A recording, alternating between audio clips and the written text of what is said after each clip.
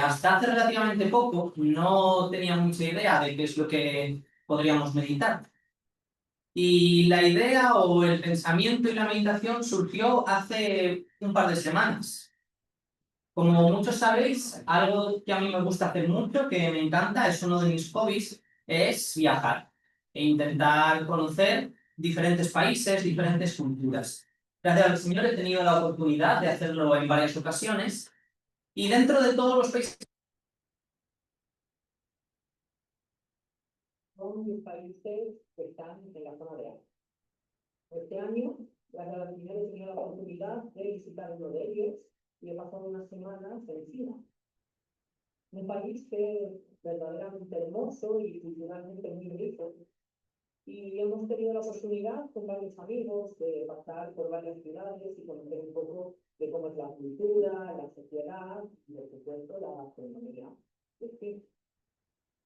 Y una de las ciudades donde pudimos pasar unos días fue un pequeño pueblo que está en el noroeste del país, a unas 2 horas en tren de Pekín, que se llama Datong. Datong no tiene muchos atractivos en sí mismo, pero sin embargo sí que tiene un par de lugares curiosos que nos hicieron elegir este destino para pasar unos días de nuestro itinerario, y es que muy cerca de este pueblo existe un pequeño templo. Un templo que tiene la curiosidad de que fue construido hace más de 1500 años, colgado de una ladera vertical de una montaña cercana. Es el llamado Templo de Suabón. Fuimos a visitarlo, pudimos subir hasta arriba y entrar dentro y ver un poco de la arquitectura de hace más de 1500 años conservada y ver las estancias que en él se disponen. No fue precisamente esta arquitectura lo que más me llamó la atención, sino me sorprendió a una cosa muy particular. Y es que cuando estábamos visitando las diferentes estancias, pudimos observar que dentro de ellas había muchas estatuas representativas de Buda. Es algo habitual en estos templos, ya que el budismo es una, si no la más importante de las religiones que se practican en China. Pero lo que me llamó la atención es que en algunas de estas estancias, al igual que había estas estatuas de Buda, había otras imágenes y otras representaciones construidas. Encontramos estatuas de diferentes animales, animales como tigres, como peces, aves, y también animales fantásticos como dragones o fénix. Y también diversas pinturas y mosaicos representativos de arte, como por ejemplo el famoso dibujo de Felipe Jan y otros elementos similares. No los habíamos observado en muchos otros lugares. Y cuando preguntábamos un poco a la gente local, o nos informábamos con los paneles que había allí que explicaban un poco acerca del templo, pudimos descubrir que todos estos símbolos eran utilizados en otros dos sistemas filosóficos también que son seguidos en China, que son el taoísmo y el confucianismo. De hecho, este templo tenía una curiosidad que descubrimos estando allí, y es que es uno de los pocos templos en China que aunan dentro de sus mismas estancias representaciones de los tres sistemas religiosos, de tal manera que los fieles que acuden allí pueden encontrar representada cualquiera que sea su religión o su creencia y elevar plegaria a cualquiera o incluso a toda ella. Y realmente era así. Nosotros vimos mucha gente local que iba pasando de una estancia a otra y realizaba en ella diferentes ritos, ofrendas, oraciones. No solo en una, sino que además querían pararse en varias de ellas e inclinarse delante de muchas de estas estatuas y representaciones. Podríamos decir que cada uno de estos fieles tendría elegido un dios o un sistema religioso al que seguir, a quien dirigirse y varias de forma principal, pero aprovechando la presencia del resto de religiones o de elementos de otras religiones en este mismo lugar, aprovechaba para cumplir también sus ritos y así llevar de bendición para su casa. Y esta situación tan curiosa trajo a mi mente un texto muy particular que sí que quiero que estudiemos y que analicemos, aunque someramente esta tarde. Es un texto del Antiguo Testamento. Se encuentra en el segundo libro de Reyes, capítulo 17. Y seguramente a algunos de vosotros os suene ya. Segundo libro de Reyes, capítulo 17. Nos cuenta acerca de una de estas historias que ocurrieron en el pueblo de Israel. Para tener un poquito de contexto, empecemos hablando de los versículos 22 y 23, que dicen de la siguiente manera, Segunda de Reyes 17, 22 y 23.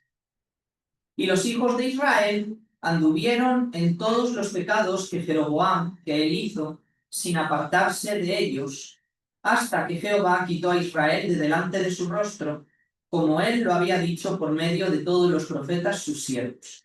E Israel fue llevado cautivo de su tierra a Asiria hasta hoy. Estos versículos nos hablan un poco del contexto en el que vamos a meditar esta tarde. ¿Qué es lo que estaba ocurriendo al pueblo de Israel en aquella época? Como sabéis, tras los reinados de los tres reyes más importantes, Saúl, David y Salomón, este gran reino conformado por las 12 tribus de Israel sufrió un proceso de división bajo el mandato de uno de los reyes siguientes, el primero, Roboam. En ese momento se produjo la formación de dos naciones independientes. Por un lado, el reino de Judá, con capital en la ciudad de Jerusalén, y que estaba constituido por los habitantes de las tribus de Judá y Benjamín. Por otro lado, el gran reino de Israel, cuya capital se acabaría estableciendo en Samaria, y que contaba con el resto de tribus, las otras 10, que conformaban el total de 12. Y a partir de ese momento en el que ocurre la división, la andadura de estos dos reinos comienza a independizarse y separarse. Caminos independientes. Cada uno sufrió una sucesión de reyes, y entre ambos sumaron un total de 39. 20 del lado de Judá y 19 del lado del reino de Israel. Podemos repasar un poco la historia de todos estos reyes en nuestros dos libros de Reyes y Crónicas que tenemos en las Escrituras. Verdaderamente muy interesante la de todos ellos. Y algo que podremos observar si lo hacemos de forma común a todos es que, si bien ocurrió en diferente medida y en diferentes momentos, ambos reinos enfrentaron un problema común y muy importante que acabó destruyéndolos a los dos y que fue la idolatría. Ahora bien, no pensemos que esta idolatría que ellos enfrentaban era una práctica minoritaria o que se realizase a escondidas por miedo a cualquier tipo de represalia o que fuese algo denunciado por los habitantes. Más bien todo lo contrario. Llegó a ejercerse actos de adoración a dioses paganos en contra de las enseñanzas de Jehová, de forma abierta, de forma pública, sin reprensión, sin tener que ocultarse por miedo a nada. E incluso llegó un punto en ambos reinos en que llegó a alcanzar casi a la totalidad o a la inmensa mayoría del pueblo. Y esto es lo que ocurre aquí. Esta idolatría acabó colmando tal grado de abominación ante los ojos de Jehová que, como hemos leído, decidió ejercer un juicio sobre Israel. ¿En qué consistió este juicio, este castigo? Bueno, Jehová envía a Salmanasar, el rey de Asiria, eligiéndolo como brazo ejecutor de un castigo contra el reino de Israel, quien fue derrotado y conquistado por el imperio asirio. Ahora, es muy curioso lo que ocurría con los reyes asirios. Ellos habían desarrollado una costumbre bastante sana para mantener la paz y mantener la calma en los territorios que recientemente habían anexado a su imperio. Era muy efectiva, ya que, con el objetivo de evitar una sublevación interna en busca de la liberación de su tierra, tenían por norma, además de erradicar a una parte de sus habitantes, deportar al resto fuera de su nación. Además, aprovechaban esta salida de los habitantes nativos para traer personas de otros lugares de su imperio, extranjeros que eran llevados a aquella tierra, a ese nuevo territorio, para repoblarlo y así conseguir que este nacionalismo que habría surgido en el seno de tu propia patria, este deseo que se despertaría para rebelarse y liberar a tu tierra materna, fuese eliminado, ya que al habitar un terreno desconocido, no tendría ese amor y ese sentimentalismo que despertaría la patria en mí. Esto es justamente lo que ocurrió en este caso. Seguimos leyendo nuestro pasaje, en el versículo 24 del capítulo 17 dice: y trajo el rey de Asiria gente de Babilonia, de Cuta, de Aba, de Hamat y de Sefarbaim, y los puso en las ciudades de Samaria, en lugar de los hijos de Israel, y poseyeron a Samaria y habitaron en sus ciudades. Y aconteció al principio, cuando comenzaron a habitar allí, que no teniendo ellos a Jehová, envió Jehová contra ellos leones que los mataban. El rey Salmanasar de Asiria trajo habitantes de otras naciones y con ellos consiguió repoblar todo este territorio de Israel y les dio las tierras de Samaria para que ellos las habitasen. Por cierto, este es el punto original de esta nación o este grupo de los llamados samaritanos, acerca de los cuales leemos en los evangelios. Y quizás de esta manera y en este contexto entendamos un poco más de por qué ese odio y esa aversión que los judíos verdaderos tenían hacia estas personas. Esta gente vive en esta región de Samaria, comienza a construir sus asentamientos, sus ciudades, cultivaba sus campos, traía su ganado, hacía mercadería, pero ocurrió algo inesperado, como hemos visto en el versículo 25. Jehová envía contra ellos leones que los atacaban. Ellos tomaron una decisión, dice el versículo 26. Dijeron pues al rey de Asiria: las gentes que tú trasladaste y pusiste en las ciudades de Samaria no conocen la ley del Dios de aquella tierra, y él ha echado leones en medio de ellos, y he aquí que los leones los matan porque no conocen la ley del Dios de aquella tierra. Así que repentinamente han aparecido unas fieras que en medio de este territorio atacan y matan a los poseedores de Samaria, a tal punto que deciden pedir auxilio al rey Salmanasar y mandan un comunicado. Ahora, si nos fijamos y observamos un poco qué es lo que dice este comunicado, podemos observar que esta gente atribuía el ataque de estos leones a algún tipo de venganza por parte del Dios que gobernaba aquella tierra. Claro, era una creencia muy común entre los pueblos paganos en aquella época que había diferentes dioses, ya que ellos eran politeístas, y estos diferentes dioses ejercían dominio particular sobre ciertas parcelas de poder. Por ejemplo, algunos de estos dioses dominaban ciertas extensiones de terreno, ciertos territorios geográficos, y allí era donde ejercían su poder y demandaban contra aquellos que se encontraran en su localización la adoración pertinente. Otros lo desarrollaban a través de elementos naturales, como las tormentas, como el fuego, como los accidentes geográficos. Incluso algunos tenían pequeñas parcelas de dominio en lugares tan cotidianos como las diferentes estancias de la casa o como utensilios determinados de la misma. Y tenían que ser empleados y ciertos ritos cumplidos a la hora de usarlos para mantener contentos a estos pequeños diosecillos caprichosos y evitar sus travesuras. Así que no es de extrañar que en estas circunstancias este pueblo extranjero que había sido llevado a poblar esta región de Samaria atribuyera estos ataques de los leones, que seguramente habían empezado a acampar a sus anchas debido a que este territorio había quedado vacío al llevarse a los habitantes originales de Israel, a un Dios enfurecido que echaba en falta adoradores en su tierra. Entonces el rey Salmanasar recibe este salvoconducto, esta comunicación, y decide tomar una decisión que realmente está en consonancia con esta creencia. Fijaros el versículo 27. Y el rey de Asiria mandó diciendo: llevad allí a alguno de los sacerdotes que trajisteis de allá, y vaya y habite allí, y les enseñe la ley del Dios del país. Y vino uno de los sacerdotes que habían llevado cautivo de Samaria, y habitó en Betel, y les enseñó cómo habían de temer a Jehová. El rey decidió tomar una decisión, que es la de tomar uno de estos sacerdotes israelitas que habían sido exiliados, traerlo de vuelta a Samaria y así enseñar las costumbres y la ley que era propia para adorar al Dios de aquella tierra.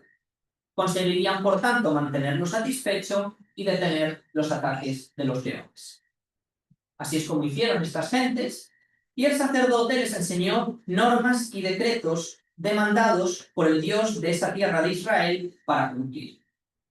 Y vaya, quizás como cristianos nos parecería que esto es poco menos que una oportunidad de oro, ya que este sacerdote tendría una gran oportunidad abierta y libre de evangelizar a estos nuevos habitantes que vivían en Samaria, y así presentarles acerca del Dios vivo y verdadero.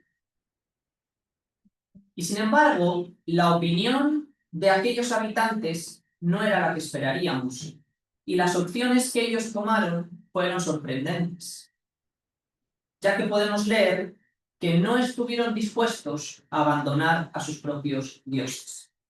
Fijémonos en los versículos siguientes, versículo 29. Pero cada nación se hizo sus dioses, y los pusieron en los templos de los lugares altos que habían hecho los de Samaria, cada nación en su ciudad donde habitaba. Los de Babilonia hicieron a Sucot-Benot, los de Cuta hicieron a Nergal, y los de Hamat hicieron a Asima. Los sabeos hicieron a Nipaz y a Tartak, y los de Sepharvaim quemaban a sus hijos en el fuego para adorar a Adramelech y Anamelech, dioses de Sepharvaim. Así que a pesar de que ellos tenían que consentir en el cumplimiento de todos estos ritos enseñados por el sacerdote y demandados por este Dios israelita para preservar su seguridad contra estas fieras, mantuvieron el culto a sus dioses propios. De hecho, nos dice el texto que estos lugares altos, que en este contexto del libro de los Reyes son identificados con lugares de adoración pagana que habían sido dedicados a la idolatría, a dioses ajenos a Jehová, dentro de este pueblo de Israel previamente al ataque de Asiria, pues esos lugares fueron considerados sagrados y reciclados por estos pueblos para mantener la adoración a sus dioses propios. Los babilonios se nos dice que adoraban a Sucot-Benot. No se sabe mucho acerca de este dios, pero se cree un poco por historia que podría ser una especie de deidad suprema babilonia relacionada con la creación de la tierra y del universo. Los habitantes de Cuta se trajeron a Nergal. De este se sabe que era un dios sumerio que probablemente se asociaba con el gobernador del inframundo y el señor de los muertos. Los de Hamat se decantaron por adorar a Asima, una diosa de la fertilidad, y que además los expertos relacionan con esta famosa diosa Asera, que era una diosa pagana, cananea, y que estaba relacionada con el paganismo dentro del pueblo de Israel y con actos de prostitución e inmoralidad sexual. También se menciona a otros como Nibaf y Tartak, dioses mesopotámicos que estaban muy relacionadas con todo lo que tenía que ver con las tinieblas y la oscuridad, e incluso a tal punto llegaron, que nos dice el texto, que ofrecían a sus propios hijos como sacrificio quemado a Adramelech y Anamelech, dioses de Sepharvaim, que se sabe que eran conocidos por ser los dioses del sol. Así que tenemos toda una plétora de creencias paganas apartadas de los preceptos dictados por el Dios de las Escrituras, que comenzaron a florecer, a desarrollarse, a manifestarse entre esos habitantes humanos. Y a la par, las leyes de sacrificios y holocaustos, narrados en Levítico, en otros de estos libros, que se realizaban sin falta, puntualmente, y sin embargo no eran más que un formalismo externo para mantener satisfecho aquel diosecillo israelita que los había estado castigando con las fieras. Y aquí viene mi pregunta, hermanos. ¿Qué conclusiones sacamos acerca de esto? ¿Qué opinión tenéis sobre este tema? Si nos ponemos en la piel de aquel sacerdote que habitaba en Betel, que se ocupaba de hacer cumplir puntualmente la ley de este Dios, Jehová, no podemos por menos pensar que si fuese un sacerdote fiel se llevaría las manos a la cabeza. ¿Acaso estos habitantes no están cumpliendo todos los ritos, sacrificios, holocaustos, celebración de fiestas, y sin embargo se han olvidado del espíritu más importante de la ley? Adorar a Jehová tu Dios únicamente por encima de todas las cosas y no tener dioses ajenos. ¿Cierto? Sería así. Y los dos siguientes versículos de nuestro texto expresan de forma magistral el verdadero sentimiento de aquellos nuevos ciudadanos. Fijaros el versículo 32 y 33. Temían a Jehová e hicieron del bajo pueblo sacerdotes de los lugares altos, que sacrificaban para ellos en los templos de los lugares altos. Temían a Jehová y honraban a sus dioses, según la costumbre de las naciones de donde habían sido trasladadas. Temían a Jehová y honraban a sus dioses. No sé si os dais cuenta de lo escalofriante de esta frase. La palabra original en el hebreo para este término temor es yarei, y se emplea en un doble sentido a lo largo de las Escrituras. Por un lado, se emplea en varias ocasiones para hablar de temor en el sentido del terror que comunicaba algo que podría producir miedo, algo peligroso, algo atemorizante. Pero también en numerosas ocasiones se traducía como un sentimiento de profundo respeto, admiración, reverencia, hasta tal punto de sentir como intranquilidad, nerviosismo delante de aquello que se tiene enfrente. ¿Cómo se sentirían los habitantes nuevos de aquella tierra? Este temor de los versículos 22 y 23, ¿creéis que sería un miedo reverente a Jehová? ¿Pensáis que se refiere a una admiración y respeto moral ante el reconocimiento de que quien está delante es el Dios de cielos y tierra? ¿Creéis que lo que producía era un sentimiento de intranquilidad al darse cuenta que ellos, pecadores, estaban delante del Dios Santo y Todopoderoso? ¿O más bien creéis que sería un temor originado en el miedo y el pavor a las consecuencias que podrían sobrevenir si mantenían esa aparente ofensa a este Dios? ¿Qué pensáis? Ellos profesaban reverencia a Jehová y cumplirían probablemente sus ritos, sí, pero en verdad tenían otros dioses a los que amaban más y a los que por tanto servían. Habían adquirido de manos de aquel sacerdote un conocimiento amplio de cuál era la forma aceptable para adorar a Jehová, pero ese conocimiento no había atravesado más allá de su mente. Sus labios honraban a Jehová, pero su corazón había sido entregado a otros dioses. ¿Os suena esto? Es como dice Jeremías 2:13. En este versículo, en palabras de Jehová, dice: porque dos males ha hecho mi pueblo. Me dejaron a mí fuente de agua viva y cavaron para sí cisternas rotas que no retienen agua. Este pueblo tenía delante de sus narices la fuente de agua viva, Jehová de los ejércitos, el creador del universo, fuente de la vida eterna. Y sin embargo, habían dado la espalda a aquella bendición y habían preferido construir para ellos cisternas agrietadas, donde almacenar ese agua que se escapaba por cada uno de sus recovecos, ya que habían preferido poner su confianza en ídolos falsos, que teniendo ojos no veían y teniendo oídos no eran capaces de oír. Así que este temor que ellos profesaban a Jehová era fingido y utilitarista, solamente para la autopreservación. La verdadera honra se encontraba en el servicio a aquellos dioses traídos de tierras extranjeras. Allí era donde ellos habían depositado su verdadera confianza y su esperanza. Las enseñanzas de aquel sacerdote se asimilaron en la mente, pero nunca llegaron a tocar su corazón. Y mi meditación para esta tarde es breve. Pensaba cuando recordaba acerca de esta situación con aquellos creyentes múltiples en China.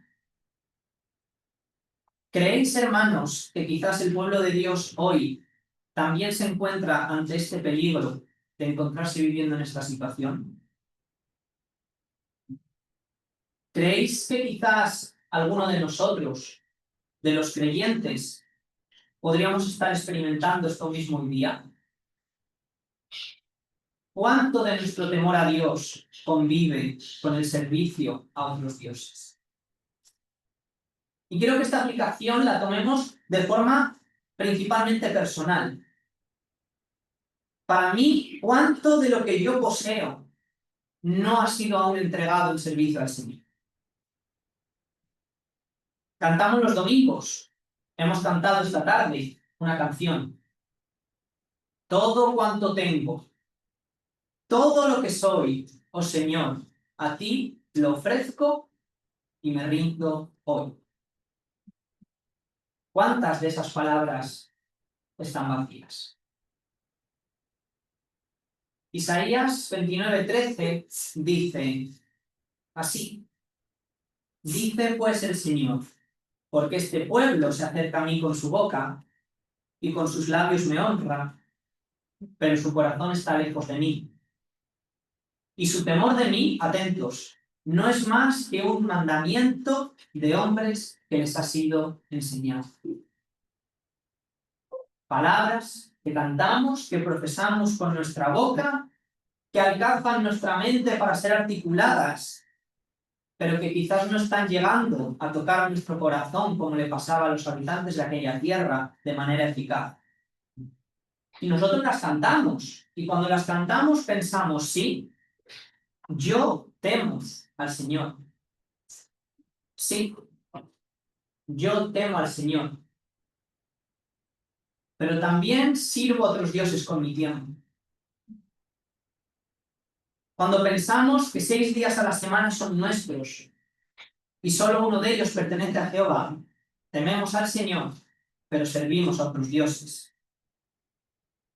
También cuando dedicamos el tiempo de la reunión, el domingo con fervor a alabar a Dios, pero el resto de ese día lo empleamos en nuestros asuntos, porque ya hemos completado la cuota diaria de honra a Jehová. Al fin y al cabo, es nuestro tiempo. ¿Pero acaso se nos dio el domingo para servir al Señor, especialmente sobre cualquier otro día de la semana? ¿O acaso tenemos derecho a servir a otros dioses el lunes, el martes o el viernes más que el domingo? Cuando nuestras ocupaciones y tareas personales son tantas que por dedicarles tiempo y servirlas a ellas descuidamos el tiempo que dedicamos al Señor, entonces tememos a Dios, pero también servimos a otros dioses.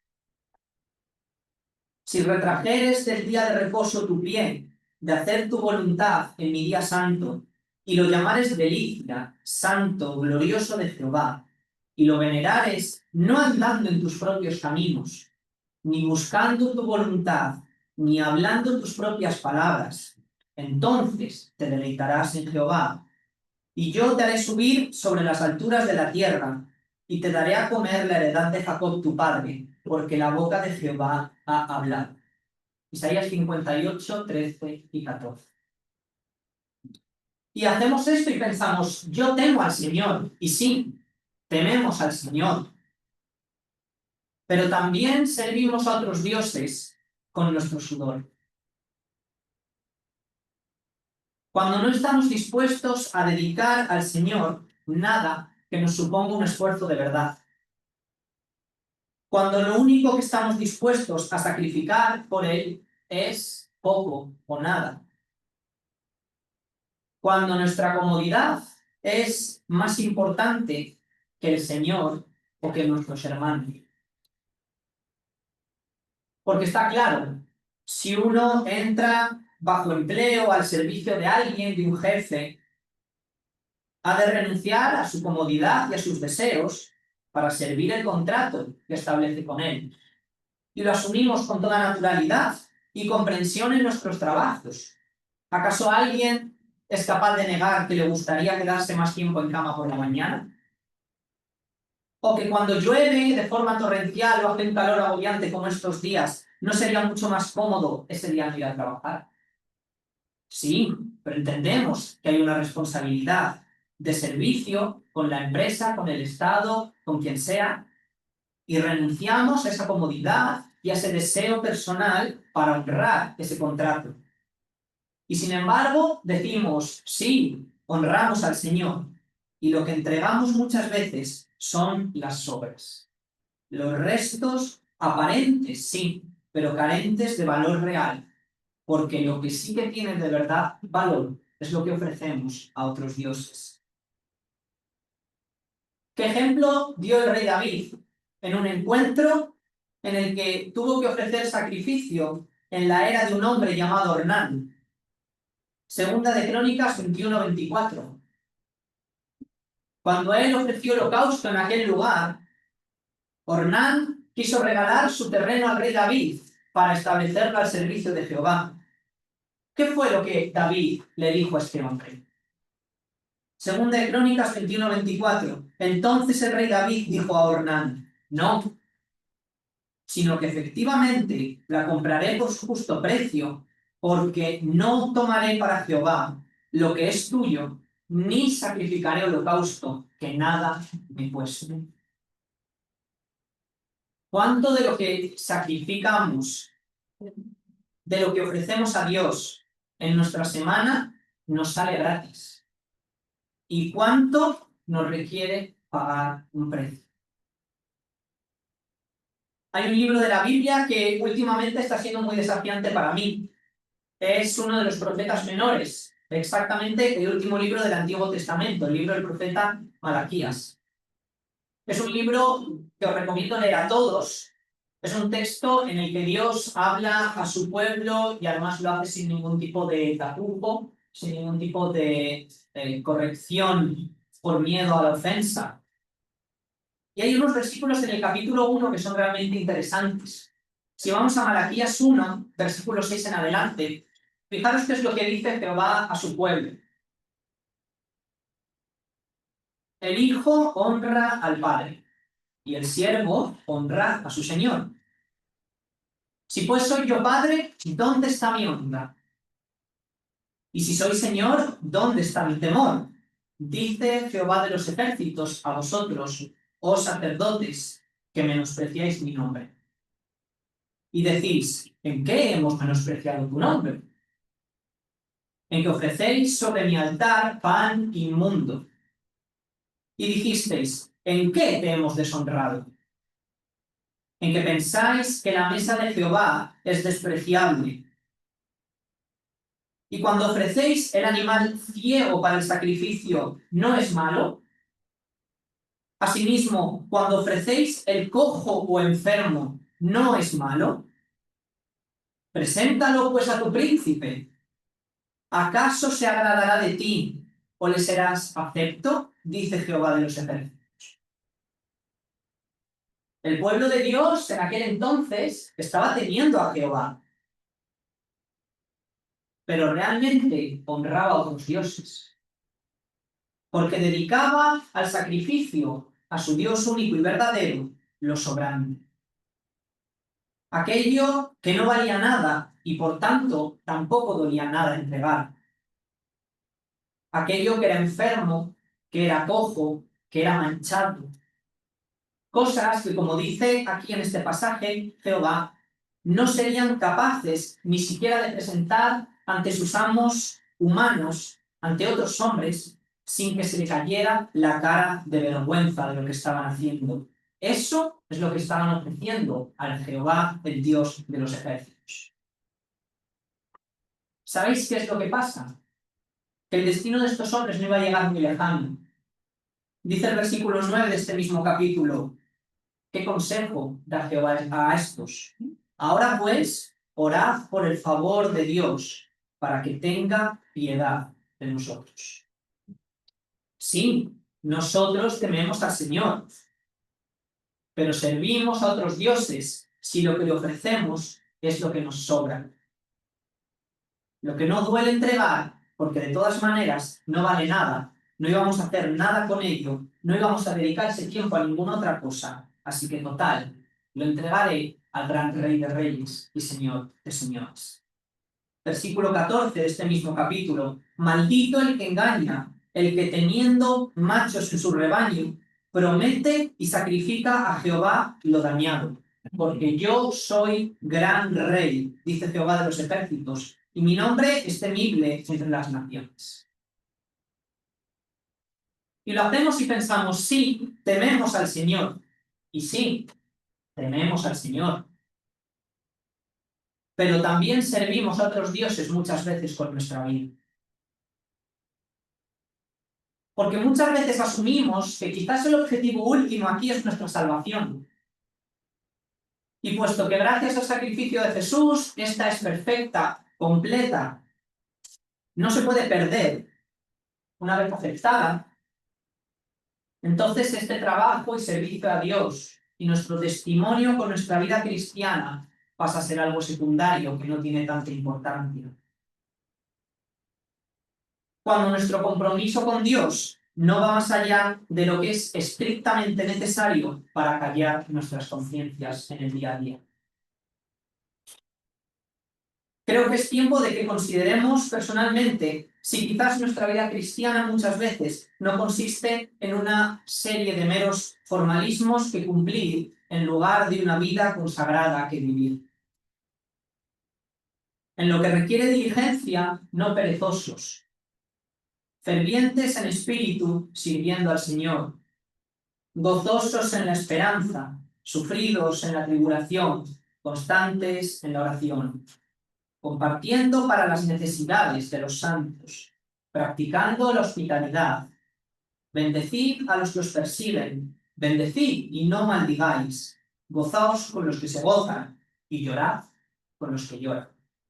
Esto es lo que escribe Pablo a los Romanos, capítulo 10, versículos 10 al 15. Esta es la vida cristiana, de verdad. ¿Cuánto de nuestro compromiso con Dios se caracteriza por estas cosas y no por otras? Analicemos nuestra vida.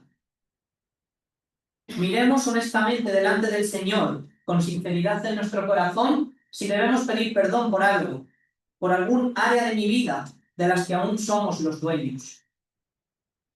Por aquellas posesiones materiales que seguimos reservando para servir a otros dioses con ellas. Pero también por aquellas partes que son inmateriales, de tiempo, de dedicación, de esfuerzo, de sacrificio, con las cuales servimos a nuestro egoísmo. Áreas que mantenemos ocupadas, honrando y sirviendo a otros dioses, mientras lo único que hacemos es temer a Jehová. Y quiero terminar, porque no vale la pena extenderse más, pero quiero terminar con un versículo del libro de Reyes, pero en este caso del primer libro de Reyes. Hermanos, hubo una época que en el otro reino, no en el de Israel, en el reino de Judá, fue verdaderamente negra para ellos. Quizás en este periodo del reino de Judá la peor que ellos pasaron con la salvedad de la conquista por los babilonios. Hubo un rey malvado hasta el extremo que consiguió que casi todo el pueblo acabara yendo en pos de la idolatría de Baal y de Asera. Y sin embargo, en medio de esa situación oscura, hubo un hombre recto, un profeta, que sentía un vivo celo por Jehová de los ejércitos. Ese profeta una vez convocó al rey, convocó al pueblo y convocó a todos esos profetas de Baal y de Asera que se multiplicaban por doquier en el monte Carmelo. Y allí, a través de él, Jehová desafió por su boca a todos estos dioses falsos y a todos estos profetas falsos. Seguramente ya sabéis de quién estoy hablando. Aquel día, Jehová fue el único en enviar fuego del cielo, de tal magnitud que, como dice la escritura literalmente, calcinó el holocausto, la leña, las piedras, el polvo y aun lamió el agua de la zanja excavada alrededor del altar. Todos sabemos cómo acabó esta historia. Y solo quiero dejaros con el versículo que le dio inicio. Primera de Reyes, capítulo 18 y versículo 21.